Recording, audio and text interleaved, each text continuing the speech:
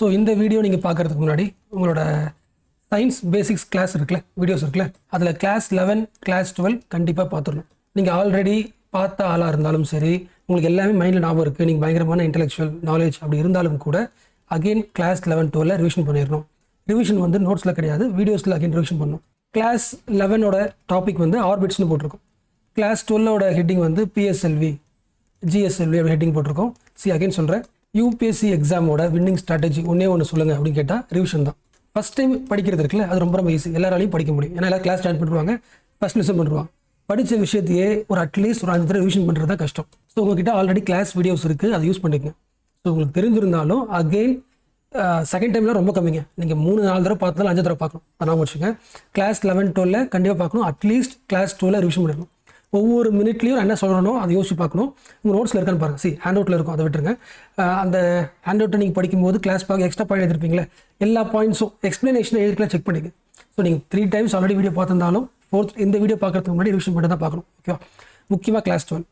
So UPSC foundation students plus current affairs foundation students 2 பேருமே இந்த video பார்த்துடணும். ஒருவேளை நீங்கள் யூடியூப்ல பார்க்குற ஸ்டூடெண்ட்டாக இருந்தீங்கன்னா நான் டாபிக் சொல்லிடுறேன். இந்த டாப்பிக்கில் உங்கள் நோட்ஸில் ஆல்ரெடி நீங்கள் கிளாஸ் போயிருக்கிற இடத்துல இந்த டாபிக்ஸ்லாம் கண்டிப்பாக எடுத்திருப்பாங்க. உங்கள் நோட்ஸில் ரிவிஷன் பண்ணிடுங்க. ஃபஸ்ட்டு வந்து ஆர்பிட்ஸா 2 இருக்கா, சர்க்குலர் எலிப்டிக்கலா. ஸோ இது 2 ஆர்பிட் ரிவிஷன் பண்ணிடுங்க. நெக்ஸ்ட் அடுத்து என்ன படிக்கணும்? லோ எர்த் ஆர்பிட்டா, அப்புறம் மிடில் எர்த் ஆர்பிட்டா, அதுக்கப்புறம் ஹை எர்த் ஆர்பிட்டா. எஸ், இந்த ஒவ்வொரு ஆர்பிட், அதாவது எர்த்துக்கு மேலே லோ எர்த், அடுத்த லெவல் மேலே போவாங்களே, ஒவ்வொரு ஆர்பிட்டோட ஹைட் என்ன, எய்ம் என்ன, எந்த சேட்டலைட் லான்ச் பண்ணுவாங்க, இதை ஃபுல்லாக ரிவிஷன் பண்ணிடுங்க. இதை ரிவிஷன் பண்ணாலே போதுமானது. நெக்ஸ்ட்டு வந்து பிஎஸ்எல்வி ஜிஎஸ்எல்வி, இந்த 2 லான்ச் வெஹிக்கிள் இருக்குல்ல, ராக்கெட். இந்த ராக்கெட்டோட மெயின் பர்பஸ் என்ன, அதாவது இந்த ராக்கெட்டோட ஸ்ட்ரக்சர் என்ன, எத்தனை இன்ஜின் இருக்கும், அதோட ஃபியூல் என்ன, அந்த ஒவ்வொரு சாலிட் ஃபியூலோட பர்பஸ் என்ன, லிக்விட் ஃபியூலோட பர்பஸ் என்ன, ஒவ்வொரு பர்பஸையும் முடிச்சுட்டு அப்புறம் எப்படி பாருங்கள். ஒருவேளை உங்களோட கிளாஸ் நோட்ஸில் இந்த டாபிக் நீங்கள் கவர் பண்ணலன்னா எனக்கு ஆப்பில் பர்சனல் மெசேஜ் பண்ணுங்கள். பர்சனலாக என்ன பண்ணுறேன்னா, நான் அந்த ஃபவுண்டேஷன் பேட்சோட பேசிக் வீடியோஸ் ஷேர் பண்ணுறேன். ஒரு வீடியோ தான், ஸோ அதை நீங்கள் ஈஸியாக பார்த்துக்கலாம். அகைன் சொல்கிறேன், நீங்கள் ஆல்ரெடி உங்கள்கிட்ட கிளாஸ் நோட்ஸ் இருக்குன்னா அகைன் நான் எப்படி நடத்திருக்கேன் பார்க்குறதுக்காக பார்க்க தேவையில்லை. ஏன்னா எல்லா கிளாஸும் நல்ல கிளாஸ் தான், ஈவன் மொக்கான கிளாஸை கூட எல்லாம் கவர் பண்ணியிருப்பான். ஸோ நீங்கள் படிச்சிருந்தீங்க ரிவிஷன் பண்ணுங்கள். ஏன்னா புதுசாக அகைன் சொன்னால புதுசாக ஒரு வீடியோ பார்க்குறது விஷயமே கிடையாது, ஆல்ரெடி பார்த்த விஷயங்களை ரிவிஷன் பண்ணுறது தான் முக்கியம். ஸோ இப்போ என்னோட வீடியோ நீங்கள் வந்து ஆல்ரெடி ஒரு கிளாஸ் நோட்ஸ் இருந்து திருப்பி பார்க்குறீங்களா, வேஸ்ட். ஸோ ரிவிஷன் பண்ணிவிடுங்க. ஸோ இதோட வீடியோ பாஸ் பண்ணிவிடுங்க, படித்து முடிச்சுட்டு ரிவிஷன் பண்ணிவிட்டு அப்புறம் வீடியோ கண்டினியூ பண்ணுங்கள். ஸோ இப்போ நான் என்ன அசூம் பண்ணிக்கிறேன்னா, நீங்கள் வீடியோ ரிவிஷன் பண்ணிட்டீங்கன்னு நினைக்கிறேன். ஸோ இப்போ கொஸ்டின்ஸ் கேட்குறேன். இது எல்லாத்துக்கும் நீங்கள் ஆன்சர் ஒரு பேப்பரில் எழுதி எனக்கு சப்மிட் பண்ணணும். ஓகேவா? மீடியம் எர்த் ஆர்பிட் இருக்குல்ல, அதோட ஹைட் என்ன, எர்த்தை சுற்றி ஒரு சேட்டலைட் லான்ச் பண்ண போகிறீங்க. அந்த சேட்டலைட் வந்து எர்த்தை வந்து எவ்ரி 12 hours சுற்றி வரணும். அதாவது ஒரு நாளைக்கு அட்லீஸ்ட் 2 தடவை சுற்றி வரணும்னா இந்த சேட்டலைட்டை மீடியம் எர்த் ஆர்பிட்டில் எந்த கிலோமீட்டர் ஹைட்டில் லான்ச் பண்ணணும். அதாவது ஆர்பிட்டல் பீரியட் வந்து 2 times வச்சுக்கலாம். அதாவது 12 hours, எவ்ரி 12 hours எர்த்தை ஒருத்தர் சுற்றி வரணும். அப்படின்னா எந்த ஹைட்டில் அந்த சேட்டலைட்டை லான்ச் பண்ணணும், இதை பார்த்துருங்க. அண்ட் ஆல்சோ அந்த ஹைட்டில் லான்ச் பண்ண எனி சேட்டலைட் உங்களுக்கு தெரியுமா? லோ எர்த் ஆர்பிட்டில் ஒரு சேட்டலைட் லான்ச் பண்ணுறோன்னா மெயின் பர்பஸ் என்னது? அப்சர்வேஷன் தானே. அப்போ மீடியம் எர்த் ஆர்பிட்டில் ஒன்று லான்ச் பண்ணுறாங்கன்னா, முக்கியமாக 12 hours சுற்றி வர மாதிரி லான்ச் பண்ணுறாங்கன்னா மெயின் பர்பஸ் என்ன இருக்கும்? ஜிபிஎஸ் தான் மெயின் பர்பஸ். இது உங்களுக்கு தெரியணும். அதுக்கு எக்ஸாம்பிள் சொல்லணும்னா கலீலியோ சொல்லலாமா? கலீலியோன்றது என்னது? யூரோப்புடைய ஜிபிஎஸ்ஸா சிம்பிளாக சொல்லுவாங்களே, சட்னவ் சொல்லுவாங்களே. ஸோ மேபி எக்ஸாம்பிள் கேட்குறாங்க வச்சுக்கலாம். யூரோப்புடைய அந்த சட்னவ் சிஸ்டம் எந்த ஆர்பிட் லான்ச் ஆயிருக்கு அப்படின்னு கேட்டால் மீடியம் எர்த் ஆர்பிட். ஓகேவா? மீடியம் எர்த் ஆர்பிட்னா கண்டிப்பாக எத்தனை தடவை சுற்றி வரும்? ஒரு நாளைக்கு 2 தடவையா? எஸ். ஸோ நெக்ஸ்ட் கொஸ்டின் எதுவும் ட்ரை பண்ணுங்கள். ஃபார் எக்ஸாம்பிள் இதுதான் எர்த் வச்சுக்கலாம், எர்த்தோட மேப். இது ஈக்குவேட்டர் வச்சுக்கலாம். ஓகேவா? இப்போ எல்லா கண்ட்ரிஸ் இருக்குமா? North America, south America, Europe, Africa, அப்புறம் ஏஷியாலாம் இருக்குமா? ஓகே. எல்லா கண்ட்ரிஸோட ராக்கெட் லான்ச்சிங் ஸ்டேஷன் மோஸ்ட்லி எது கிட்ட இருக்கும்? ஈக்குவேட்டர் கிட்ட தானே இருக்கும். கரெக்டாக? அது உங்களுக்கு தெரியும். அதுக்கு என்ன ரீசன்றதை அடுத்த கொஸ்டின் ஆன்சராக எழுதுங்க. அது எழுதுனதுக்கப்புறம் உங்களுக்கு தெரிஞ்ச சில முக்கியமான ராக்கெட் லான்ச்சிங் ஸ்டேஷன்ஸ், அதாவது நமக்கு தெரியும் இப்போ இந்தியாவில் இருக்கிற முக்கியமான ஸ்டேஷன் பேர் என்னது? எங்கே இருக்குது? ஸ்ரீஹரிகோட்டாவா? நான் இருக்கா? அந்த மாதிரி உலகத்தில் உங்களுக்கு தெரிஞ்ச மிச்சம் அட்லீஸ்ட் 2 சொல்லுங்கள், மோஸ்ட் இம்பார்ட்டன்ட் ஸ்டேஷன்ஸ். இந்த இமேஜ் தெரியுதா? நான் ஜூம் பண்ணுறேன். ஃபர்ஸ்ட் எங்கே போகலாம்? இது ஃபுல் மேப்பா? இந்தியா தெரியுதுல உங்களுக்கு? எஸ். இந்தியாவில் நம்ம ராக்கெட்டில் எங்கே லான்ச் பண்ணுறோம்? இது ஈக்குவேட்டர் கொஞ்சம் மேலே எங்கே? ஸ்ரீஹரிகோட்டாவில். எஸ். ஸோ இது ஒரு முக்கியமான உலகம் முழுக்க நிறைய ஸ்டேஷன்ஸ் இருக்குது. அதில் இந்தியாவோட ராக்கெட் லான்ச் முக்கியம். ஏன்னா நிறைய நம்ம சக்ஸஸாக இருக்கும்ல. எஸ். அடுத்து அமெரிக்கா பாருங்கள். அமெரிக்காவோட அந்த ராக்கெட் லான்ச்சிங் ஸ்டேஷன் இங்கே இருக்குது, கேப்பில் இருக்கா? எஸ். கேப் கேனவரலா? எஸ். உங்களுக்கு தெரியும்ல, அமெரிக்கா இதோட முடிஞ்சிச்சுல யூஎஸ்ஏ. ஸோ மேலே எங்கேயுமே வைக்கல, ஈஸ்ட் பக்கம் வச்சுருக்காங்க. அண்ட் அவங்க கண்ட்ரி எங்கே முடியுதோ கீழே சவுத்தில் வச்சுருக்காங்களா? எஸ். அடுத்து இதை பாருங்களேன், இது என்ன கான்டினென்ட் இது? யூரோப்பா. ஸோ யூரோப்புக்கும் ஈக்குவேட்டர் ரொம்ப தூரமாக இருக்குல்ல. அப்போ யூரோப் என்ன பண்ணுறாங்கன்னா, சரி அமெரிக்கா இருக்குல்ல, இந்த இடத்துல தான் அவங்க சிஸ்டம். ஸோ யூரோப்போடைய ராக்கெட் லான்ச்சிங் ஸ்டேஷன் எங்கே இருக்குது? ஃப்ரெஞ்ச் கனடாவில் இருக்குது, கௌரவில். ஓகே. ஸோ உலகத்தில் most famous busiest rocket launch ஸ்டேஷன்னா 3 தான். ஒன்று இந்தியாவில் நடக்கும், அதுவும் ஒரு கிட்ட ஈக்குவேட்டர் தான். அடுத்து யூரோப் எங்கே இருக்குது? யூரோப்பில் கிடையாது, இங்கே சவுத் அமெரிக்காவில் ஃப்ரெஞ்ச் கனடாவில் இருக்குது. நான் வச்சுக்கோங்க யூரோப்போட ராக்கெட் லான்ச்சிங். அப்புறம் அமெரிக்காவோடது தெரிஞ்சுக்கணும், கேப் கனவரல். ஸோ இது 3மே ஓரளவுக்கு நியர்பை ஈக்குவேட்டர்ன்றதை சொல்லிக்கலாம். ஸோ ரிமைனிங் நேம் தேவையில்லை, பட் நான் இந்த எழுதுறேன்ல, இந்த நோட்ஸ் வந்து நான் உங்களுக்கு டெலிகிராமில் ஷேர் பண்ணுறேன். ஸோ அதெல்லாம் பார்த்துக்கங்க. நமக்கு தெரிஞ்ச வேண்டியது ஒரு 3 தெரிஞ்சால் போதும் எக்ஸாமுக்கு. எல்லாமே டுவர்ட்ஸ் ஈக்குவேட்டர் இருக்குது அண்ட் டுவர்ட்ஸ் ஈஸ்ட் இருக்குல்ல, அதுக்கு காரணம் உங்களுக்கு தெரியும். ஸோ அடுத்து போகலாம். 3வது முக்கியமான கொஸ்டின், ராக்கெட்டில் எத்தனை இன்ஜின்ஸ் இருக்கும்? உங்களுக்கு தெரிஞ்ச எத்தனை இன்ஜின்ஸ் இருக்கும்? ஃபஸ்ட்டு ராக்கெட்டோட மெயின் பர்பஸ் என்னது? சேட்டலைட் எடுத்து போகணுமா? ஃபார் எக்ஸாம்பிள் இந்த இடத்துல என்ன இருக்கும்? சேட்டலைட் இருக்குமா? இந்த சேட்டலைட்டை எடுத்துகிட்டு போகிறதுக்கு இன்ஜின் தேவையா? அந்த இன்ஜின் ஃபஸ்ட் இன்ஜின் ஒன்று, அப்புறம் என்ன கொஞ்சம் பெரிய இன்ஜின் நீட்டாக இருக்கும் 2வது இன்ஜின். சில ராக்கெட்டில் 3 இன்ஜின் தான் இருக்கும், சில ராக்கெட்டில் 4 இன்ஜின் இருக்கும். ஸோ மேக்ஸிமம் ஒரு 4 இன்ஜின் இருக்கும், 3 இன்ஜின் இருக்கும். அடுத்து எதுக்கு வந்து மல்டிபிள் இன்ஜின்ஸை பயன்படுத்துகிறாங்க? அதாவது ஒரே இன்ஜினாக போட்டுடலாம்ல, இதெல்லாம் இந்த இன்ஜினில் என்ன இருக்குது? ஃபியூல் தானே இருக்குது, கரெக்டாக? ஒரே டேங்க்கில் போட்டு அனுப்பலாம்ல ஒரு இன்ஜினை. ஏன் பிரிக்கிறாங்க? அது காரணம் தெரியும்னா எழுதிருங்க. சரி, நம்ம ஆல்ரெடி படிச்சிருக்கோம். ஃபார் எக்ஸாம்பிள் இது ஏற்ற வச்சுக்கலாம், இந்த ஒரு ஒயிட் கோடு போதில்ல, அது எடுத்து வச்சுக்கலாம். ஆல்ரெடி தெரியும், இந்த ஏர்த்தை விட்டு வெளியே போகிறதுக்கு தான் என்ன தேவை? அதிகமான பவர் தேவை, எஸ்கேப்பிங் கெப்பாசிட்டி அதிகமாக இருக்கும். அப்போது ஏர்த்தை நல்லா புஷ் பண்ணுறதுக்கு ஒரு பெரிய இன்ஜின் தேவை, அதனால் 4th இன்ஜின், கரெக்டாக? அந்த கடைசியாக இருக்கிற ஒரு பெரிய இன்ஜினை வச்சுக்கிட்டு நல்லா த்ரஸ்ட் அமுக்கி மேலே போனதுக்கப்புறம் எஸ்கேப்பிங் வெலாசிட்டி கொஞ்சம், அதாவது வானத்துக்கு போனதுக்கப்புறம் அவ்வளோ பவர் தேவையில்லை, ஏன்னா எர்த்து தாண்டியாச்சு. அப்போ கம்மியாக தான் போதும்ல. அப்போ 3rd மிஷின் யூஸ் பண்ணும். இன்னும் நல்லா மேலே போனதுக்கப்புறம் 2nd மிஷின் யூஸ் பண்ணும். அதுக்கப்புறம் அந்த பார்ப்போம்லாம் 1 செகண்ட், உங்களுக்கு தெரியும். இது ஏர்த்து வச்சுக்கலாம், இது ஆர்பிட் வச்சுக்கலாம். இந்த ஆர்பிட்டில் சேர்ந்ததுக்கப்புறம் சேரும்போது லாஸ்ட்டாக இருக்கிறது என்னது? ஒரே இன்ஜின். இது மட்டும் தான் இருக்கும். என்ன சொல்கிற புரிஞ்சுதா? மோஸ்ட்லி இந்த சேட்டலைட் இருக்குல்ல, மேக்ஸிமம் ஒரு சேட்டலைட்டோட வெயிட் வந்து ஒரு 1800 கிலோ இருக்கும், அவ்வளோதான். ஓகேங்களா? அப்போ மிச்சம் இந்த ராக்கெட்டோட அந்த சேட்டலைட் ராக்கெட்டோட வெயிட் இருக்குல்ல, அது வந்து அட்லீஸ்ட் ஒரு 3 லட்சம் கேஜி இருக்கும். சிம்பிளாக கிலோ சொல்கிறேன், அது 1800 கிலோனா இது 3 லட்சம் கிலோ. ஸோ 80 மடங்கு வெயிட் எதுக்கு? ராக்கெட்டு தான் அதிகம். இப்போ இது ஃபுல்லாத்தையும், அப்போ ராக்கெட்டே தான் 80% வெயிட் அதிகம். அப்போ அது ஃபுல்லாத்தையும் அந்த ஆர்பிட் வரைக்கும் கொண்டு போகிறது வேஸ்ட் தானே. இப்போ என்ன பண்ணுறாங்க? அதிகமான வெயிட் எப்போ தேவை? அந்த ஏறும்போது தான் தேவை. இப்போ அதனால் இது மல்டிப்ளாக இருந்தால் தான் இந்த வெயிட் என்ன பண்ண முடியும்? மேலே போகும்போது ரிமூவ் பண்ணிடலாம், அடுத்து போகும்போது இது ரிமூவ் பண்ணிடலாம், அடுத்து போய் ரிமூவ் பண்ணிடலாம். ஸோ ஆர்பிட்டில் சுற்றும் போது கடைசியாக ஒரே இன்ஜின் மட்டும் தான் இருக்கும், கரெக்டாக? ஸோ அது என்ன பண்ணும்? ஆர்பிட்டில் சுற்றிக்கிட்டே இருந்து இந்த மிஷின் காலி ஆனதுக்கப்புறம் எது சுற்றும்? சரி சுற்றல. எல்லாம் உங்களுக்கு தெரியும். And 3rd question most important question. இந்த கொஸ்டினுக்கு நீங்கள் கரெக்டாக ஆன்சர் பண்ணிட்டீங்கன்னா ஆல்மோஸ்ட் உங்களுக்கு கான்செப்ட் புரிஞ்சுன்னு அர்த்தம். நம்ம இம்பல்ஸ் படிச்ச ஞாபகம் இருக்கா? இம்பல்ஸ், ஸ்பெசிஃபிக் இம்பல்ஸ்னு படிச்ச ஞாபகம் இருக்கா? ஸோ அந்த ராக்கெட்டுக்கும் ஸ்பெசிஃபிக் இம்பல்ஸ்க்கும் என்ன சம்மந்தம்? அதை பற்றி உங்களுக்கு என்ன தோணுதோ அதை ஒரு 2 லைன் எழுதிருங்க, எழுதி அனுப்புங்க. அண்ட் அதுக்கு முன்னாடி இது கேன்சல் பண்ணி பார்க்கலாம். ஃபார் எக்ஸாம்பிள் பிஎஸ்எல்வி வச்சுக்கலாம். ஓகே, பிஎஸ்எல்வி ராக்கெட்டில் எத்தனை இன்ஜின் இருக்கும்? 4 இருக்குமா? First engine, 2nd, 3rd, 4th. இந்த இன்ஜின் என்ன இன்ஜின்? சாலிட் தானே, ஞாபகம் இருக்கலாம் உங்களுக்கு? Solid engine, then liquid engine, again solid engine, again liquid இன்ஜினா? எஸ். ஒரு ராக்கெட்டுக்கு சாலிட் இன்ஜின் எதுக்கு தேவைப்படுது? லிக்விட் இன்ஜின் எதுக்கு தேவைப்படுது? ஃபார் எக்ஸாம்பிள் இதை லேண்ட் வச்சுக்கலாம். ஓகே, லேண்ட்லேருந்து ராக்கெட் மேலே கிளம்புது. அது ஃபஸ்ட்டு ஸ்டார்ட் ஆகும்போது இந்த ராக்கெட்டுக்கு எது முக்கியம்? அதிகமான ஃபோர்ஸ் முக்கியமா, அதிகமான டைம் முக்கியமா? ஃபோர்ஸ் தான் முக்கியம் இல்லை, டைம்லாம் தேவையில்லை. அட்லீஸ்ட் ஜஸ்ட் ஒரு 1 மினிட்டுக்கு இது வரைக்கும் தர முடியாத அளவுக்கு அதிகமான ஃபோர்ஸ் தரும். எவ்வளோ மேக்ஸிமம் புஷ் பண்ணுதோ அந்த அளவுக்கு மேலே போகும் தானே. ஸோ ஃபோர்ஸ் தானே முக்கியம். ஸோ லேண்ட்லேருந்து கிளம்பும்போது அந்த அதிகமான ஃபோர்ஸ் தரது யார்? சாலிடா லிக்விடா? சாலிட் தரல. சாலிட் ஃபியூலில் டென்சிட்டி அதிகம், எல்லாருக்குமே தெரியும், கரெக்டாக? அப்போ அதனால அதை நம்ம எரிச்சு விட்டா, அதை பற்ற வச்சுட்டா அதிகமான ஃபோர்ஸ் கொடுக்கும், கரெக்டாக, லிக்விடை விட.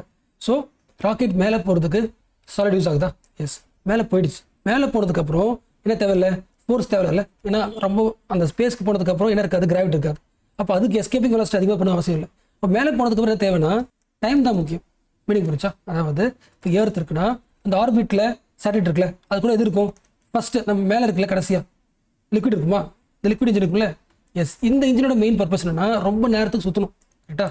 அந்த சேட்டலைட் லான்ச் பண்ணுற வரைக்கும் சுற்றிட்டே இருக்கணும். அப்போது ஸ்பேஸில் வந்து ஃபோர்ஸை விட எது முக்கியம்? டைம் முக்கியம். பட் ஏர்த்துலேருந்து கிளம்பும்போது டைம் ரொம்ப, அதாவது ஒரு 1 ஹவருக்கு ஃபோர்ஸ் தரலாம் கிடையாது. வித்தின் 1 மினிட்ல அதிகமாக ஃபோர்ஸ் கொடுத்து கிளம்பிடணும். ஸோ ஏர்த் லெவலில் ஃபோர்ஸ் முக்கியம், ஸ்பேஸ் லெவலில் டைம் முக்கியம். அதனால் என்ன பண்ணுறோம்? இந்த ஃபஸ்ட்டு ஸ்டேஜில் சாலிட் யூஸ் பண்ணுறோமா? சாலிட் என்ன பண்ணணும்? கம்மி டைமில் அதிகமான ஃபோர்ஸ் கொடுத்து மேலே போயிடும். மேலே என்ன தேவை? ஃபோர்ஸ் தேவை கிடையாது, இம்பல்ஸ் தான் தேவை. அது ரொம்ப நேரத்துக்கு இம்பல்ஸ் பண்ணணும். இப்போ சொல்லுங்க பார்க்கலாம். ஸ்பெசிஃபிக் இம்பல்ஸ் ஒரு ஃபார்முலா படிச்ச ஞாபகம் இருக்கா? Force into time weight. இந்த ஃபார்முலாவை அந்த 2 ஃபியூலை வச்சு யோசிக்க முடியுதா? சாலிட் ஃபியூல் வந்து வெயிட் எப்படி இருக்கும்? அதிகமாக இருக்குமா? ஸோ வெயிட் அதிகமாக ரொம்ப நேரத்துக்கு ஃபோர்ஸ் தர முடியாது. ஸோ ஸ்பெசிஃபிக் இம்பல்ஸ் எப்படி இருக்கும்? ரொம்ப கம்மியாக இருக்கும், ஏன்னா வெயிட் ரொம்ப அதிகமாக இருக்குது. பட் ஒரு ராக்கெட் மேலே போக போக என்ன ஆகிடும்? அந்த கீழே இருக்கிற இன்ஜின் கைட்டிக்கும், அடுத்த இன்ஜினும் கைட்டிக்கும். கரெக்டாக இந்த லிக்விட் ஃபியூலோட வெயிட் எப்படி இருக்கும்? கம்மியாக இருக்குமா? அண்ட் அதிகமான ஃபோர்ஸும் தர தேவையில்லை. டைம் எப்படி இருக்கும்? ரொம்ப அதிகமாக இருக்கும்ல. ஸோ லிக்விட் இன்ஜினில் வந்து ஸ்பெசிஃபிக் இம்பல்ஸ் ரொம்ப அதிகமாக இருக்கும், ஃபோர்ஸை விட டைம் ரொம்ப அதிகமாக இருக்கும். ஸோ லிக்விட் இன்ஜினில் என்ன இருக்கும்? ஸ்பெசிஃபிக் இம்பல்ஸ் அதிகமாக இருக்கும். இந்த பாயிண்ட்ல நீங்களே எழுதிருக்கணும், நான் ஜஸ்ட் லைக் ரிவிஷன் பண்ணுறேன். அண்ட் அடுத்த லெவல், லிக்விட்லேயே எந்த லிக்விட்ல ஸ்பெசிஃபிக் இம்பல்ஸ் ரொம்ப அதிகமாக இருக்கும்? லிக்விட் ஹைட்ரோஜன், லிக்விட் ஆக்சிஜனா, LH2 LO2. என்ன காரணம் புரியுதா? அதாவது ஹைட்ரோஜன்ன்ற கேஸை இல்லை ஆக்சிஜன்ற கேஸ் என்ன பண்ணுறாங்கன்னா கூல் பண்ணுறாங்களா? நல்லா கூல் பண்ணதுக்கப்புறம் லிக்விடாக மாறிடுமா?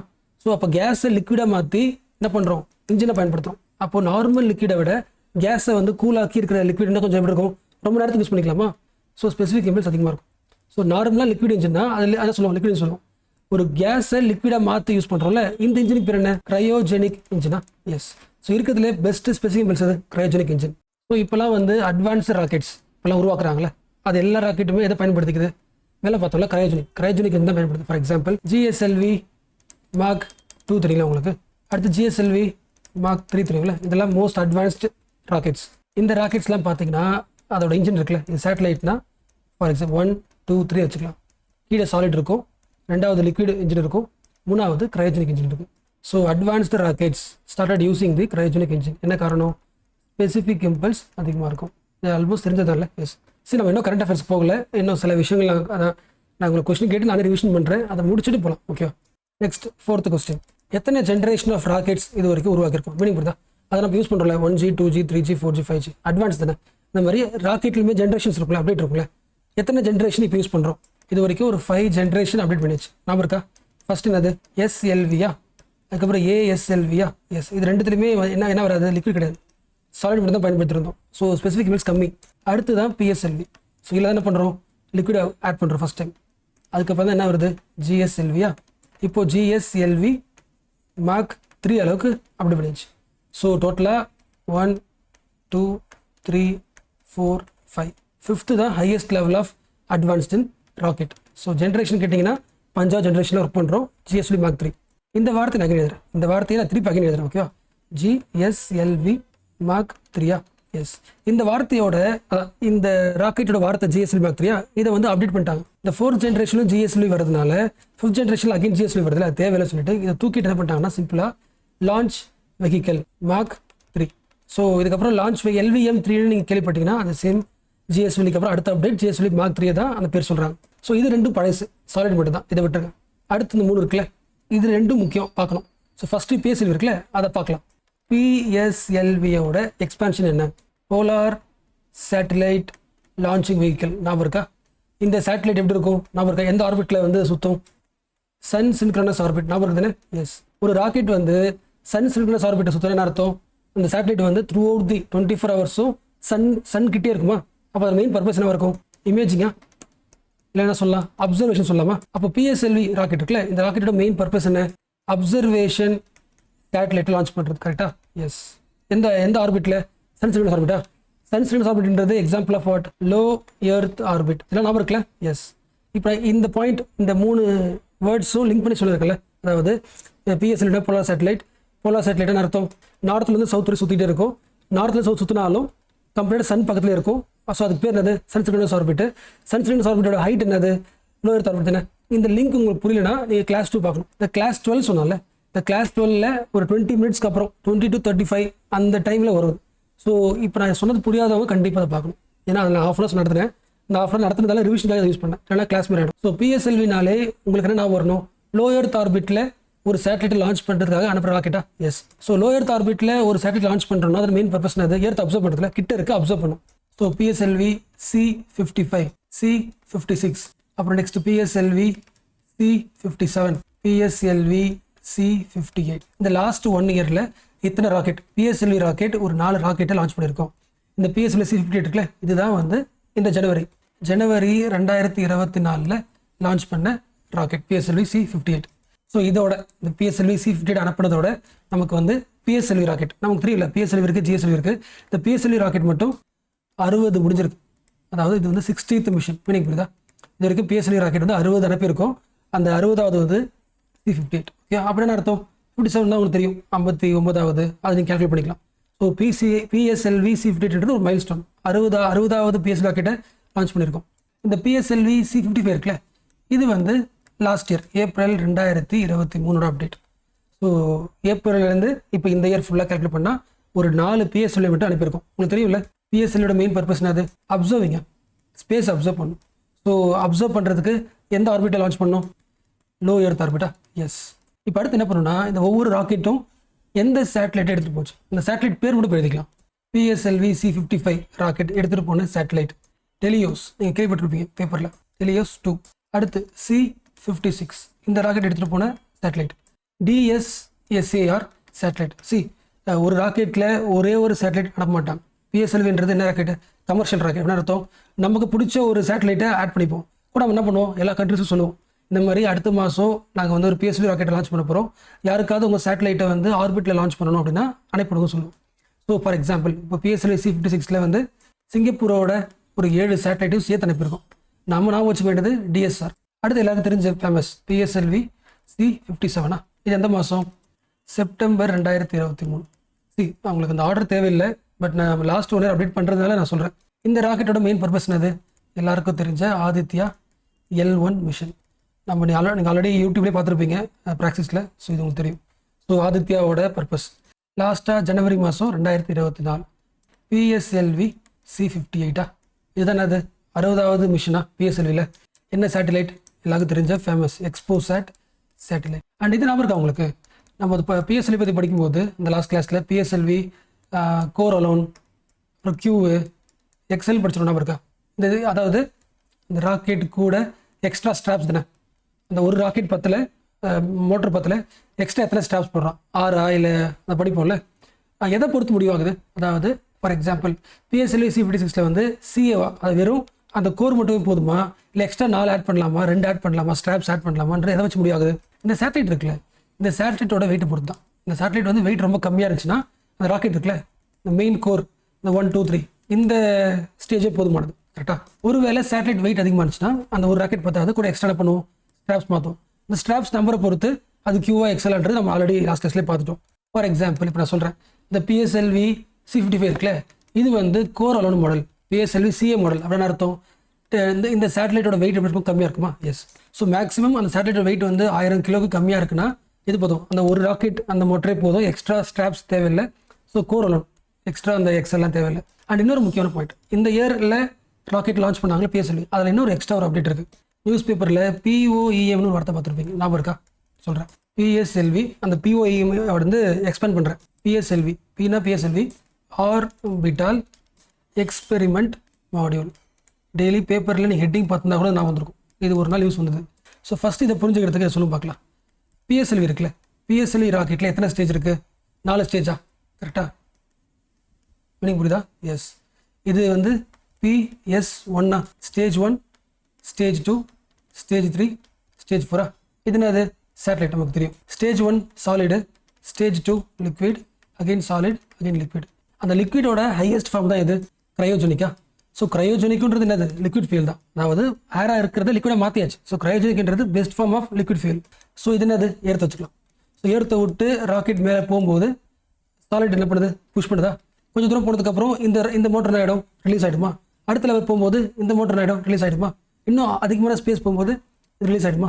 ஸோ ஃபைனலாக இதான் ஏர்த்து வச்சுக்கலாம். இது ஏர்த். ஓகே, இந்த ராக்கெட் எதுக்கு போகுது? ஒரு ஆர்பிட்டில் சுத்த போதா? என்ன ஆர்பிட் வச்சுக்கலாம்? லோ எர்த் ஆர்பிட்டா? எஸ். இப்போ இந்த இடத்துல வந்து சேட்டலைட் இருக்குது. அந்த லாஸ்ட் 4 இருக்குல்ல, ஸ்டேஜ் 4 இதுவும் இருக்கும். கரெக்டாக? லாஸ்ட் அந்த ஒரே ஒரு ஸ்டேஜ் கூட சேட்டலைட் என்ன பண்ணும்? எடுத்துக்கிட்டு ஆர்பிட்டை சுற்றிட்டு இருக்கும். இந்த ஆர்பிட்டில் சுற்றினதுக்கப்புறம் என்ன ஆகிடும்? இந்த சேட்டலைட்டை ஃபிக்ஸ் பண்ணிவிட்டு இது என்ன ஆகிடும்? இது அப்படி கீழே விழுந்துடும். இதுதான் யூஸ்வலாக பண்ணுறது. அதாவது மேலே போகும்போது ஒவ்வொரு ஸ்டேஜாக ரிமூவ் ஆகுதுல்ல, அந்த ஆர்பிட்டுக்கு போகும்போது சேட்டலைட்டும் கடை ஸ்டேஜ் மட்டும் இருக்குமா? அந்த சேட்டலைட்டை வந்து அந்த ஆர்பிட்டில் ஃபிக்ஸ் பண்ணதுக்கப்புறம் இது ஃபியூல் தானே, மோட்டர் தானே, இதோட வேலை கிடையாது தானே. ஸோ அது என்ன பண்ணும்? ஜஸ்ட்டு அதுவும் என்ன பண்ணும்? தனியாக அதை ஃபிக்ஸ் பண்ணதுக்கப்புறம் இது தனியாக கழிட்டு வந்துட்டு இந்த ஆர்பிட் சுற்றிட்டே இருக்கும். எப்போ எதிர்த்து சுற்றிட்டு இருக்கும்? அந்த மோட்டரில், அதாவது இந்த ஸ்டேஜ் 4ல் லிக்விட் ஃபியூல் இருக்குல்ல, இந்த லிக்விட் ஃபியூல் தீர்ற வரைக்கும் சுற்றிட்டே இருக்கும், சும்மா சுற்றிட்டே இருக்கும். அதுக்கப்புறம் இடம் கீழே விழுந்துடும். மீனிங் புரிஞ்சா? அகைன் சொல்கிறேன், அந்த சேட்டலைட்டை ஆர்பிட்டில் ஃபிக்ஸ் பண்ணும்போது எந்த ஸ்டேஜ் இருக்குது? 4வது ஸ்டேஜ் போய் ஹெல்ப் பண்ணுது. அது கூடவே சுற்றிக்கிட்டே போயிட்டு ஹெல்ப் பண்ணி லான்ச் பண்ணதுக்கப்புறம் அது வெளியே வந்துடும். இது வெளியே வந்ததுக்கப்புறம் அதுக்குள்ளே ஃபியூல் இருக்குல்ல, அதனால் மோட்டர் ஓடிக்கிட்டே இருக்கும். இப்போ என்ன பண்ணுறாங்கன்னா, சும்மா அது ஓடிட்டு இருக்கிறதுக்கு அந்த இன்ஜின் ஃபியூல் தீர்ற வரைக்கும் நம்ம என்ன பண்ணலாம், அந்த ஸ்டேஜ் 4 இருக்குல்ல, இது மேலே என்ன பண்ணலாம்னா நிறைய எக்யூப்மெண்ட்ஸ், அதாவது நிறைய பேலோட்ஸை ஆட் பண்ணிக்கலாம். ஃபார் எக்ஸாம்பிள் இங்கே ஒரு கேமரா வைக்கலாம், இங்கே ஒரு கேமரா வைக்கலாம். ஸோ அது ஃபியூல் தீர்ற வரைக்கும் அது ஏதாவது ஸ்பேஸில் அப்சர்வ் பண்ணுதுன்னா அப்சர்வ் பண்ணட்டும். சேட்டலைட் அது பண்ணுற வேலை பண்ணட்டும். அது ரிமூவ் பண்ணியாச்சு, ஆர்பிட்டில் ரிமூவ் பண்ணியாச்சு. இதுக்குள்ள ஃபியூல் இருக்கிற வரைக்கும் இது சும்மா இருக்கிறத விட இதுக்குள்ளேயும் என்ன பண்ணலாம், இது மேலேயும் பேலோட ஆட் பண்ணி அது எனர்ஜி இருக்கிற வரைக்கும் ஏதாவது அப்சர்வ் பண்ணுறதையும் பண்ணுறாங்க. இப்போ இது படிங்களேன், பிஎஸ்எல்வி ஆர்பிட்டல் எக்ஸ்பெரிமெண்ட் மாடியூல். அதாவது பிஎஸ்எல்வியோட லாஸ்ட் ஸ்டேஜ் இருக்குல்ல, அந்த ஸ்டேஜை வந்து ஆர்பிட்டில் சுற்றி வச்சு எக்ஸ்பிளைன் பண்ண ட்ரை பண்ணுறாங்க. பிஎஸ்எல்வி ஆர்பிட்டல் எக்ஸ்பிளைன் மாடல் ஓரளவு புரிஞ்சில. ஆனால் இன்னொரு பாயிண்ட் இருக்குது, அகைன் சொல்கிறேன், இது எடுத்து வச்சுக்கலாம். ஓகேவா? இந்த ஆர்பிட்டில் சேட்டலைட் லான்ச் பண்ணியாச்சு. இப்போ எக்ஸ்ட்ரா அந்த லாஸ்ட் ஸ்டேஜ் இருக்குது.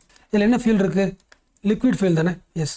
அப்போ என்ன பண்ண முடியும், இந்த மோட்டரை வந்து கண்ட்ரோல் பண்ண முடியல, அதாவது அதோட ஸ்பீடு அதிகமாக்குறது குறைக்கிறது கண்ட்ரோல் பண்ண முடியல. ஸோ நம்ம என்ன பண்ணுறோம்னா, எர்த்தில் கீழே இருந்துக்கிட்டு அந்த மோட்டரை கண்ட்ரோல் பண்ணுறோம். அதோட ஸ்பீடு என்ன பண்ணுறோம், குறைக்கிறோம். குறைச்சி ரைட் இருக்குல்ல கீழே கொண்டு வரோம். ஃபார் எக்ஸாம்பிள் ஒரு 300 கிலோமீட்டர், இடத்துலேருந்து 300 கிலோமீட்டர் கிட்ட கொண்டு வரும். அங்கே சுற்ற வச்சு பார்க்குறோம். அதாவது இந்த பிஎஸ்எல்வியோட லாஸ்ட் ஸ்டேஜ் சுற்றுது இல்லை, அது சுற்றுறது சொல்லுவாங்க, ஆர்பிட் சொல்லுவாங்களா, அதோட ஆர்பிட் என்ன பண்ணி பார்க்குறோம், எக்ஸ்பிளைன் பண்ணி பார்க்குறோம். அதாவது அதோட ஹைட்டை வந்து குறைச்சி அங்கே என்ன நடக்குதுன்றதை எக்ஸ்பிளைன் பண்ணுற மாதிரி ஒரு பேலோட வச்சும் ட்ரை பண்ணுறோம். இப்போ அகைன் இதை படிங்க, மீனிங் புரியுதா பாருங்க. வாட் இஸ் பிஓஎம்னா பிஎஸ்எல்வியோட ஆர்பிட்டல் எக்ஸ்பிளைன் மாடியூல். இங்கேருந்து பிஎஸ்எல்வியோட லாஸ்ட் ஸ்டேஜை அதோட ஆர்பிட் என்ன பண்ணுறோம், குறைச்சி எக்ஸ்பிளைன் பண்ணி பார்க்குறோம். ஸோ இது வரைக்கும் இந்த பிஓஎம் இருக்குல்ல, அதாவது அந்த லாஸ்ட் ஸ்டேஜை ட்ரை பண்ணி பார்க்குறோம்ல, இது வரைக்கும் 3 தடவை ட்ரை பண்ணியிருக்கோம். இந்த 3வது தடவை பண்ணுவோம்ல, அது எந்த ராக்கெட்டில், பிஎஸ்எல்வி C58. ஸோ கடைசியாக ஜனவரி மாதம் அனுப்பின ராக்கெட்டில் லாஸ்ட் ஸ்டேஜை என்ன பண்ணியிருக்கோம், 3rd டைமாக அந்த ஸ்டேஜ் 4 இங்கே இடத்துல இருந்துக்கிட்டு கண்ட்ரோல் பண்ணியிருக்கோம். அதோட ஸ்பீடு அதிகமாக்குறது குறைக்கிறது ஆஃப் பண்ணுறது அகைன் ஹைட்டை குறைக்கிறதுன்ற கண்ட்ரோல் பண்ணியிருக்கோம். இது 3வது முறையாக பிஎஸ்எல்வி C58. இப்போ ஒரு பாயிண்ட் எழுதுறேன், உங்களுக்கு புரியா சொல்லுங்கள். இந்த பிஎஸ்எல்வி C55 இருக்குல்ல, இதுக்கு பக்கத்தில் என்ன பண்ண போகிறோன்னா POEM 2ன்னு போட போகிறேன். என்ன அர்த்தம், இந்த பிஎஸ்எல்வி C55 ராக்கெட்டோட லாஸ்ட் ஸ்டேஜை கண்ட்ரோல் பண்ணியிருக்குமா, எத்தனாவது தடவை, 2nd டைம். அப்போ பிஎஸ்எல்வி C55க்கு முன்னாடியே என்ன பண்ணியிருக்கோம், ஒரு தடவை ட்ரை பண்ணியிருக்கோம் POEM. ஸோ இப்போது 3 தடவை பண்ணியிருக்கோம். இப்போ அகைன் சொல்லலாம், பிஎஸ்எல்வி C58ஓட யூனிக் என்ன அப்படின்னு கேட்டால், ஃபஸ்ட்டு அதை எடுத்து போன சேட்டலைட் என்னது, எக்ஸ்போசாட். ஸோ மீனிங் புரிச்சா, அதாவது அந்த ராக்கெட்டுக்கு மேலே பகுதியில் இருக்கிற சேட்டலைட். ஓகேவா? இந்த சேட்டலைட் என்ன பண்ணுறதுன்றது டீட்டெயில் அது இப்போ தேவையில்லை, பட் ஷார்ட்டாக சொல்கிறேன். பட் கண்டிப்பாக அதில் வேலை என்னவாக இருக்கும், அப்சர்வேஷன் தான். கரெக்டாக? ஏன்னா எங்கே லான்ச் பண்ணுறோம், லோ எர்த் ஆர்பிட். அதுவும் பிஎஸ்எல்வி லோ எர்த் ஆர்பிட் தான் லான்ச் பண்ணும். லோ எர்த் ஆர்பிட்டில் ஒரு சேட்டலைட் லான்ச் பண்ணுறதுனாலே அப்சர்வ் தான். ஸோ இதான் ஸ்பேஸ் வச்சுக்கலாம். ஓகேவா? ஸ்பேஸில் நிறைய ஆப்ஜெக்ட்ஸ் இருக்குமா, ஒவ்வொரு ஆப்ஜெக்ட்ஸ் என்ன பண்ணும், தன்னோட பாடியிலேருந்து எனர்ஜி வந்து எமிட் பண்ணுமா, எலக்ட்ரோ மேக்னெட்டிக் ஸ்பெக்ட்ரம் சொல்லுவாங்க. ஒவ்வொரு பாடியும் ஏதோ ஒரு எனர்ஜி என்ன பண்ணிட்டே இருக்கும், எமிட் பண்ணிட்டே இருக்குமா. For example x ray. ஓகேவா? நம்ம எர்த்தை சுற்றி என்ன மாதிரி ரேஸ்லாம் இருக்குது, மற்ற ஆப்ஜெக்ட் என்ன மாதிரி ரேஸ் எமிட் பண்ணுது அப்படின்றத கண்டுபிடிக்கிறோம்ல, அதுக்கு பேர் வந்து போலரைசேஷன் சொல்லுவாங்க. ஓகே, அந்த போலரைசேஷனை செக் பண்ணுறதுக்காக போன சேட்டலைட் தான் எக்ஸ்போசாட். பட் நமக்கு அது விஷயம் இல்லை. அதாவது பிஎஸ்எல்வி C58 எடுத்துகிட்டு போன சேட்டலைட் தான் எக்ஸ்போசாட். நமக்கு அது உங்களுக்கு தெரியும், அது விஷயம் கிடையாது. லாஸ்ட் ஸ்டேஜ் இருக்குல்ல, PS4, நம்ம இது யூஸ் பண்ண அவசியம்ல. அதாவது இதுக்கு மேலேயும் பேலோட போட்டிருக்கோம்ல. ஸோ அந்த பேலோடில் ஒரு முக்கியமான டிவைஸ் இஸ்ரோவுடைய, அதாவது இஸ்ரோ என்ன பண்ணியிருக்கு, அந்த ஸ்டேஜ் 4ல் அதுக்கு தேவையான ஒரு விஷயத்தை ஆட் பண்ணி அனுப்பியிருக்கு.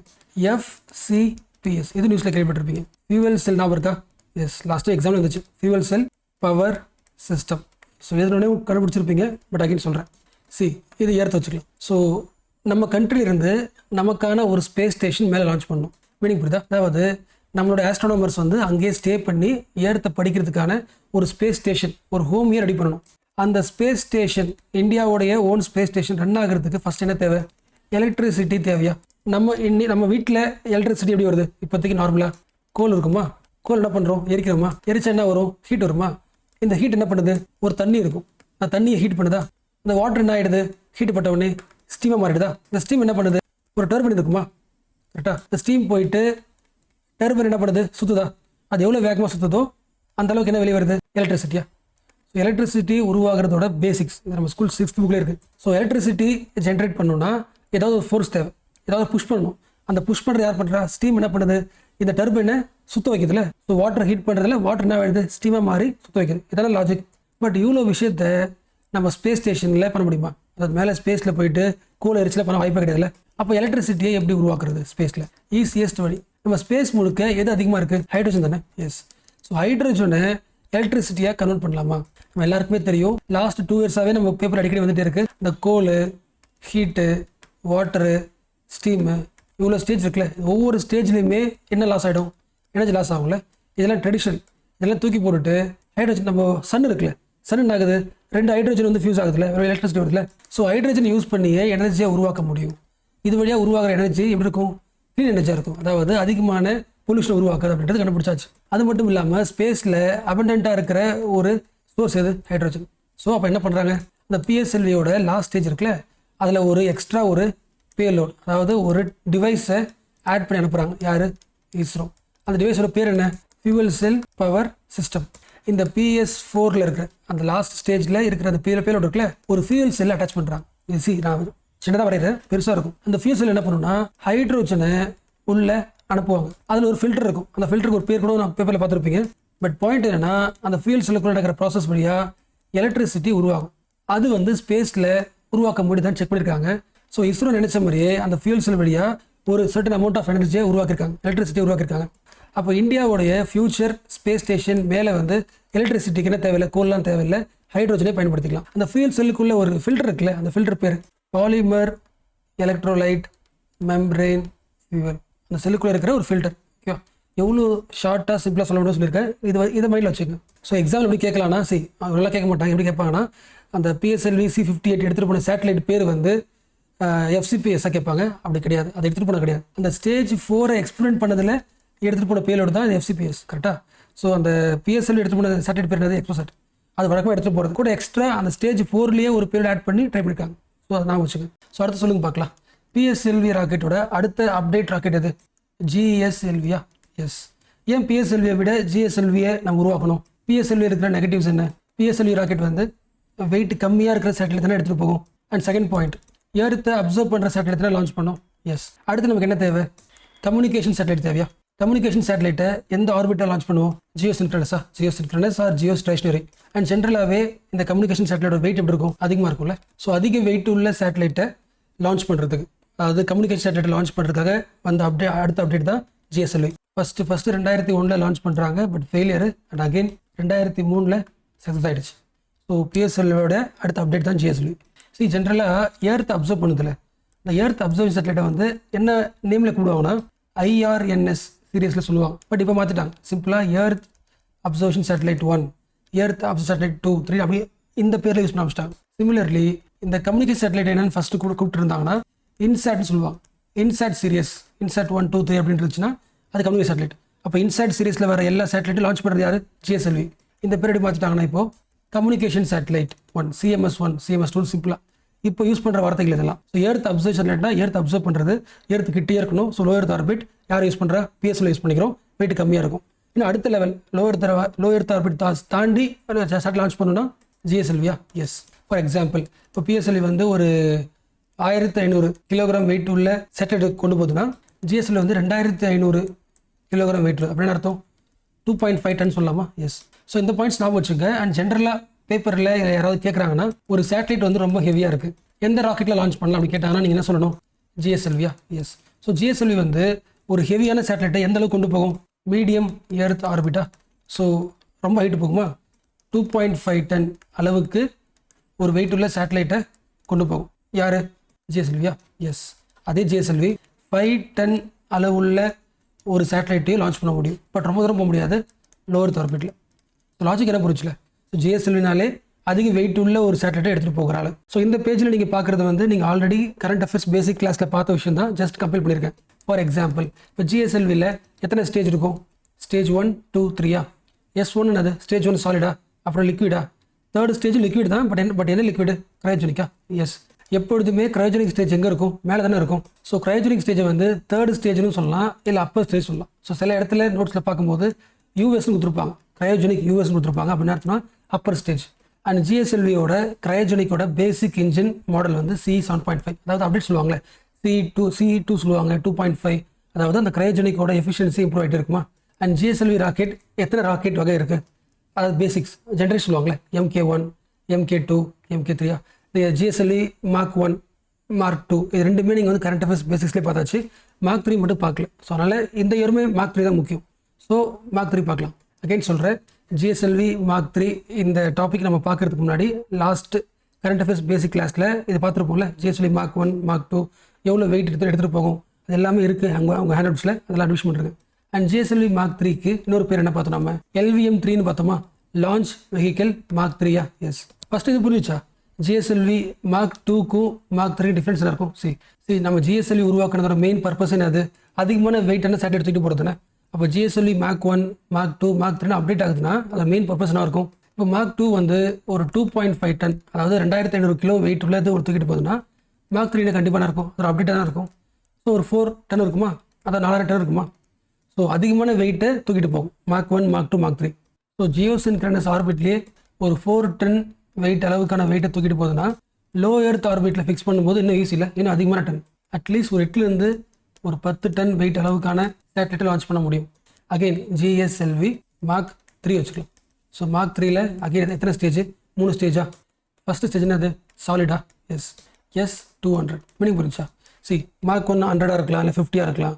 அடுத்தது அப்டேட் ஆகும்போது சாலிடும் பெருசாக இருக்கும், லிக்விடும் பெருசாக இருக்கும், பவர் அதிகமாக இருக்கும். அடுத்து என்னது ஸ்டேஜ் 2வா, இது லிக்விடா.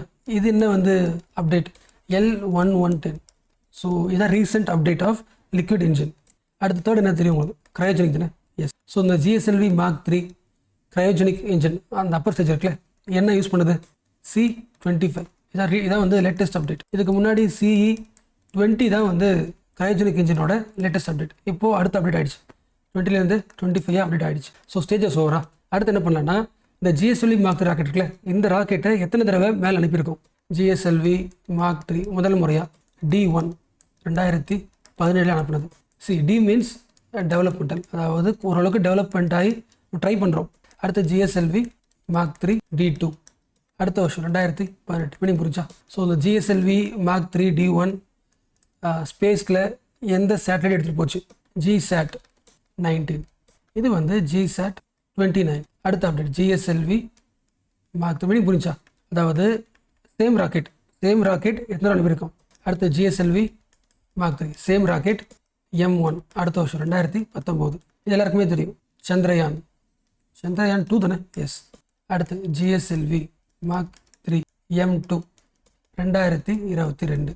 One web India mission, India 1 mission.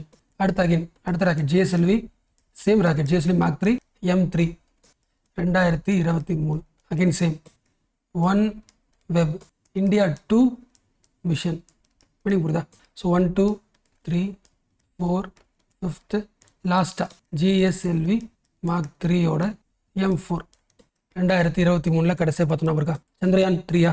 S. இது வரைக்கும் இத்தனை ஜிஎஸ்எல்வி ராக்கெட்டை ஜிஎஸ்எல்வி மார்க் 3 ராக்கெட்டை அனுப்பியிருக்கோம். ஸோ நிறைய பேர் வந்து கரண்ட் அஃபேர்ஸ் கவர் பண்ணி ஃபீல் பண்ணியிருந்தீங்களே. நம்ம ஆல்மோஸ்ட் லாஸ்ட் 5 இயர்ஸ் 2017 ஜிஎஸ்எல்வியோட எல்லா அப்டேட்டும் கம்ப்ளீட் பண்ணியாச்சு. ஸோ நான் அதெல்லாம் சொல்லியிருந்தேன், யூபிஎஸ்சி ஃபவுண்டேஷன் ஸ்டூடெண்ட்ஸ் வந்து பேப்பரை வந்து ஹெட்லைன்ஸ் மட்டும் படிங்க, டீட்டெயிலாக படிக்க வேணாம். ஏன்னா ஃபார் எக்ஸாம்பிள் 2023 ஜிஎஸ்எல்வி மார்க் 3 தனியாக படிச்சிருப்பீங்க, ஒன் வெப் இந்தியா மிஷன். அடுத்து ஜிஎஸ்எல்வி மார்க் 3 நம்ம ஆர்டராகவே படிச்சாச்சு. ஸோ ஒரே டைம் வேஸ்ட் பண்ணாமல் ஃபுல் கம்ப்ளீஷனை படிச்சாச்சு. ஸோ இதுக்கு மேலே படிக்கணும் அவசியம் இல்லை. Maybe one web India mission பற்றி தெரியாமல் இருக்கலாம். ஸோ இந்த ஒன் வெப் பற்றி ஃபஸ்ட் நீங்கள் தெரிஞ்சுக்க வேண்டிய பாயிண்ட், ஸ்பேஸ் எக்ஸ் ஒரு கம்பெனிக்கு தெரியல உங்களுக்கு. இந்த கம்பெனியோட மெயின் எய்ம் என்னன்னா, நம்ம வீட்டுக்கு வந்து அந்த இன்டர்நெட் வரும்ல, ப்ராட்பேண்ட் கனெக்ஷன் ஒயர் வழியாக வரும்ல, இன்டர்நெட்டை நம்ம இதுக்கு பயன்படுத்துகிறோம். உலகத்துக்கு கூட நம்ம கனெக்ட் பண்ணிக்கிறதுல சிம்பிளாக அப்படி சொல்லலாமா, உலகத்துக்கு கூட நம்ம என்ன பண்ணிக்கணும், கம்யூனிகேட் பண்ணிக்கிறதுனே. Yes. So broadband main purpose வந்து உலகம் முழுக்க கம்யூனிகேட் பண்ணிக்கிறது தான். பட் எதில் பண்ணுறோம், ஒயர் வழி தானே, வீட்டுக்கு ஒயர் வரும், அது வழியாக கனெக்ஷன் பண்ணுறோம். இந்த ஸ்பேஸ் எக்ஸோட மெயின் எய்ம் என்னென்னா, ஸ்பேஸில் போயிட்டு சேட்டலைட் லான்ச் பண்ணலாம்.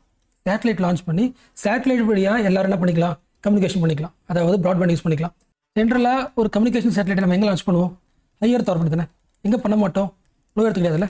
அதாவது பூமி கிட்ட இருந்துச்சுன்னா ஃபுல் பகுதியும் கவர் பண்ண முடியாதுல்ல. மேலே இருந்தால் என்ன பண்ண முடியும், ஒட்டுமொத்த பூமியும் கவர் பண்ண முடியும் கம்யூனிகேஷனுக்கு. பட் மேலே இருந்துச்சுன்னா லேக் ஆகும்ல, அவ்வளோ தூரத்துக்கு போயிட்டு கனெக்ஷன் வரதுக்கு லேக் ஆகும்ல. ஸோ இந்த ஸ்பேஸ் எக்ஸ் என்ன முடிவு பண்ணியிருக்குன்னா, நம்ம என்ன பண்ணலாம்னா, எர்த்தோடைய லோ எர்த் ஆர்பிட்டில் என்ன பண்ணலாம், கம்யூனிகேஷன் சேட்டலைட்டை ஃபிக்ஸ் பண்ணலாம். அப்போ எர்த் முழுக்க சேட்டலைட் ஃபுல்லாக கவர் பண்ணணும்னா எத்தனை சேட்டலைட் வேணும், மினிமம் ஒரு 400 சேட்டலைட் வேணும். 400+ சேட்டலைட் வேணும். ஸோ ஸ்பேஸ் எக்ஸோட மெயின் எய்ம் என்னன்னா ஒன் வெப், உலகம் முழுக்க ஒரே ஒரு வெப், அது எல்லாருக்கும் அது த்ரூ அவுட் தி எர்த்தை வந்து நிறைய சேட்டலைட்டை ஃபிக்ஸ் பண்ணி கம்யூனிகேஷன் தர்றது. அப்போ இவ்வளோ சேட்டலைட்டை லான்ச் பண்ணுறதுக்கு முதல்ல அவங்க யார்கிட்ட ஹெல்ப் கேட்டிருந்தாங்கன்னா ராஸ் கோஸ்மஸ் இருக்கா, ரஷ்யாவுடைய ஸ்பேஸ் ஏஜென்சி. ஸோ ரஷ்யா தான் என்ன பண்ணுச்சுன்னா ஸ்பேஸ் எக்ஸோட எல்லா முக்கியமான சேட்டலைட்ஸுமே, அதாவது இந்த கம்யூனிகேஷனுக்காக லோ எர்த் ஆர்பிட்டில் அதிகமாக லான்ச் பண்ணிட்டு இருந்துச்சு. பட் உக்ரைன் வார் நடந்துச்சுல, அதுக்கப்புறம் ரஷ்யா கூட அதிகமாக ரிலேஷன் யாரும் வச்சுக்கல. ஸோ ஸ்பேஸ் எக்ஸ் என்ன முடிவு வந்துச்சுன்னா இந்தியா வந்து சேட்டலைட் லான்ச் பண்ணுறதுல பயங்கரமாக இம்ப்ரூவ் ஆகிட்டு இருக்கு. ஸோ இந்தியா கூட சேர்ந்து என்ன பண்ணலாம், அந்த சேட்டலைட்டை லான்ச் பண்ணலாம். ஸோ ஒன் வெப் இந்தியா மிஷனாக மாறுது அப்படின்னு புரிஞ்சா. எஸ், பட் யோசிங்களேன், நம்மளோட பிஎஸ்எல்வி இருக்குல்ல, இந்த மேலே நம்ம என்ன பண்ணோம், ஒரே ஒரு சேட்டலைட்டை ஃபிக்ஸ் பண்ணி தான் அனுப்புவோம். பட் இந்த ஒன் வெப்புக்கு எவ்வளோ சேட்டலைட் தேவை, நிறைய சேட்டலைட் தேவையில்ல, 400 அதிகம். அப்போ நிறைய சேட்டலைட்ஸை எடுத்துகிட்டு போகணுன்னா வெயிட் எப்படி இருக்கும், அதிகமாக இருக்குங்க. ஒரு சேட்டலைட்டே வெயிட் வந்து 1000 கிலோ இருக்கும். ஒரு 40-50 எடுத்துகிட்டு போகணும்னா வெயிட் அதிகமாக இருக்கணும்ல. அப்போ எந்த ராக்கெட் தான் பயன்படும், கண்டிப்பாக பிஎஸ்எல்வி கிடையாதுல்ல, ஜிஎஸ்எல்வி தானே. ஸோ ஜிஎஸ்எல்விலே அட்வான்ஸ்ட் எது, Mach 3 தானே. எஸ், அது என்ன பண்ண முடியும், ஜியோசின்க்ரனஸ் ஆர்பிட்லேயே வந்து ஒரு 4 டன் கொண்டு போக முடியும்னா லோ எர்த் ஆர்பிட்டில் அட்லீஸ்ட் 2 மடங்கு ஒரு 8 டன் கொண்டு போக முடியல, வெயிட் அதிகமாக இருக்கும்ல. ஸோ இந்தியாவுடைய மோஸ்ட் ஹெவியஸ்ட் லான்ச்சிங் வெஹிக்கிள் இது ஜிஎஸ்எல்வி Mach 3. இதுக்கு பேர் மாற்றிட்டாங்கல்ல, LVM3 நான் இருக்குல்ல. எஸ், ஸோ முதல் முறையாக இந்த ஜிஎஸ்எல்வி என்ன பண்ணியிருக்குன்னா மல்டிபிள் சேட்டலைட்ஸ், ஒரு 40+ சேட்டலைட்ஸை ஒரே லான்ச்சில் மேலே போயிட்டு லான்ச் பண்ணியிருக்கு. அதனால் இது மோஸ்ட் இம்பார்ட்டன்ட் அப்படின்னு புரிஞ்சா. நம்ம வந்து பிஎஸ்எல்வி ஜிஎஸ்எல்வி அட்வான்ஸ் பண்ணிட்டு இருக்கோம். ஜிஎஸ்எல்வி வந்து அதிகமான வெயிட்டை எடுத்துகிட்டு போகும் அப்படின்றதுன்னு லாஜிக்கு. அந்த லாஜிக் வந்து இப்போ ப்ராக்டிக்கல் என்ன இருக்குது, சக்ஸஸ் ஆகிருக்கு. ஒரே லான்ச்சில் இந்த இடம் இருக்குல்ல, இதில் ஒரு 40 இதை ஓப்பன் பண்ணால் ஒரு 40 சேட்டலைட் இருக்கும். மேலே போயிட்டு லோ எர்த் ஆர்பிட்டில் ஒவ்வொரு பகுதியிலையும் இந்த 40 சேட்டலைட்டையும் லான்ச் பண்ணியிருக்கு. யார், ஜிஎஸ்எல்வி Mach 3. இந்த 40 சேட்டலைட்டோட டோட்டல் வெயிட் மட்டுமே 5.8 டன். ஸோ இவ்வளோ வெயிட் உள்ள எல்லா சேட்டலைட்ஸுமே ஏர்த்துடைய லோ எர்த் ஆர்பிட்டில் லான்ச் பண்ணியிருக்கு GSLV Mach 3. So GSLV Mach 3 அப்படின்ற லான்ச்சிங் வெஹிக்கிள் வந்து பயங்கரமான சக்ஸஸாக, எந்த சேட்டலைட்டுமே மோதிக்காமல் கொலிஷன் எதுவும் ஆகாமல் கரெக்டாக ஸ்பேஸ் விட்டு பயங்கரமாக லான்ச் பண்ணியிருக்கு. ஸோ குளோபல் லெவலில் இந்தியாவுடைய லான்ச்சிங் வெஹிக்கிளுக்கு ஒரு ரெஸ்பெக்ட் வந்திருக்கு. ஜிஎஸ்எல்வி Mach 3க்கு வந்து கிரெடிபிலிட்டி அதிகமாக இருக்குது, அது ஒன்று. ஸோ குளோபல் லெவலில் நம்மள என்ன பண்ணுவாங்க, நிறைய ப்ராஜெக்ட் இனிமேல் கூடுவாங்க, இது ஒன்று. இந்தியாவுடைய மெயின் நேம் என்னது, ஹியூமன் ஸ்பேஸ் மிஷன். நான் இருக்கா, மனுஷங்களில் அங்கே ஒரு ஸ்பேஸ் ஒரு ஹோம் ரெடி பண்ணி, மனுஷங்க கிடையாது ஆஸ்ட்ரோனட்ஸா, ஏர்த்தை எக்ஸ்ப்ளோர் பண்ணுறதுக்கு அங்கே ஸ்டே பண்ணி பண்ணும் தானே. அப்போ அவ்வளோ பெரிய மிஷினும் மேலே கொண்டு போகணும்ல, அங்கேயே ஸ்டே பண்ணி ஆஸ்ட்ரோனட்ஸ் ஒர்க் பண்ணுறதுக்கு அங்கே தங்குறதுக்கு வெயிட் அதிகமாக இருக்கும்ல, அதுக்கேற்ற மிஷின்ஸ்லாம் இருக்குல்ல. அப்போது அசால்ட்டாக ஒரே லான்ச்சிங் வெஹிக்கிள் இவ்வளோ டன்னை கொண்டு போக முடியும்.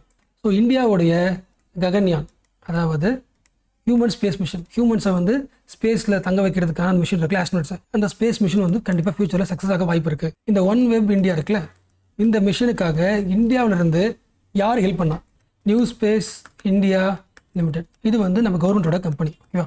PSU public sector undertaking.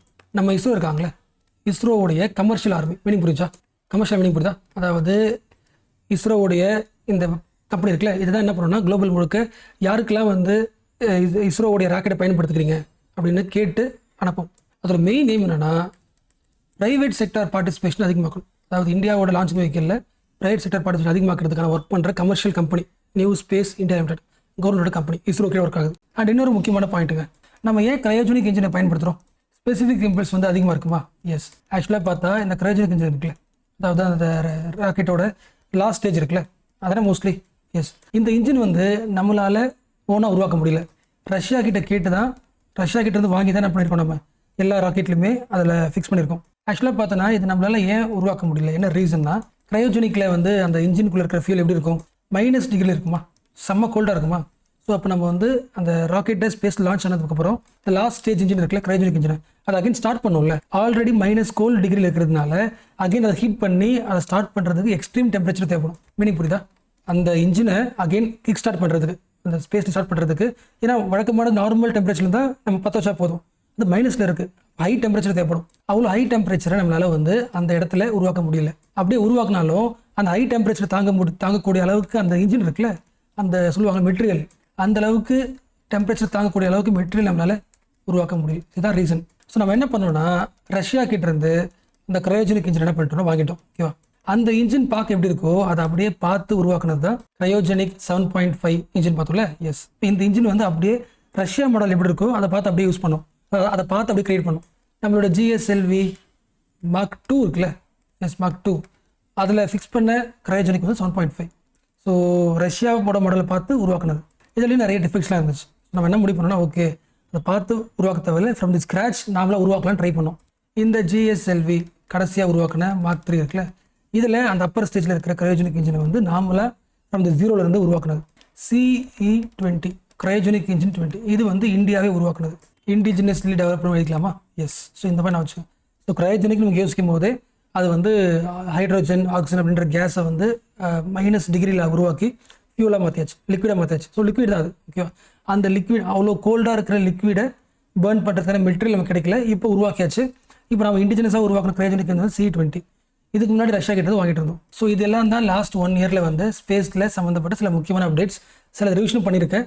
But அடுத்த கிளாஸில் இன்னும் பியூராக என்ன பண்ண போகிறோன்னா, இந்த இயர் அப்டேஷன் மட்டும் தான் ஷேர் பண்ண போகிறேன், ஓகேவா?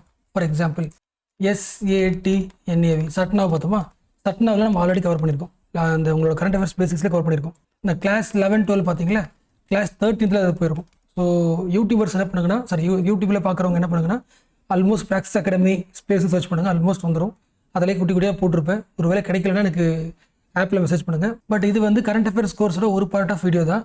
ஒரு வேளை உங்களுக்கு வந்து கரண்ட் அஃபேர்ஸில் பேசிக்ஸ் லேர்ன் பண்ணணும், அதாவது ஹெல்த்து, சயின்ஸு, அப்புறம் வந்து ஸ்பேஸு, அப்புறம் பயோடெக்னாலஜி, இதோட பேசிக் வீடியோஸ் வந்து ஒரு 30 கிளாஸஸ் இருக்கும் மினிமம் சொல்கிறேன், பேசிக்ஸ் சொல்கிறேன். அந்த பேசிக்ஸோட அப்டேஷன் தான் இந்த இயர். நான் யூடியூப்பில் வந்து இந்த இயரோட அப்டேட் மட்டும் தான் ஷேர் பண்ணுறேன். உங்களுக்கு அந்த பேசிக் கிளாஸ் வேணும்னா கரண்ட் அஃபேர்ஸ் கோர்ஸ் இருக்குது, அதை நீங்கள் பர்ச்சேஸ் பண்ணிங்கன்னா ஆல்மோஸ்ட் ஒவ்வொரு கிளாஸ் ஸ்டார்டிங்லேருந்து கடைசி வரைக்கும் கரண்ட் அஃபேர்ஸோட பேசிக்ஸ் வந்துடும். சயின்ஸ் அண்ட் டெக், என்விரான்மெண்ட் எல்லாமே கவர் ஆகிடும். உங்களுக்கு வேணும்னா யூஸ் பண்ணிக்க.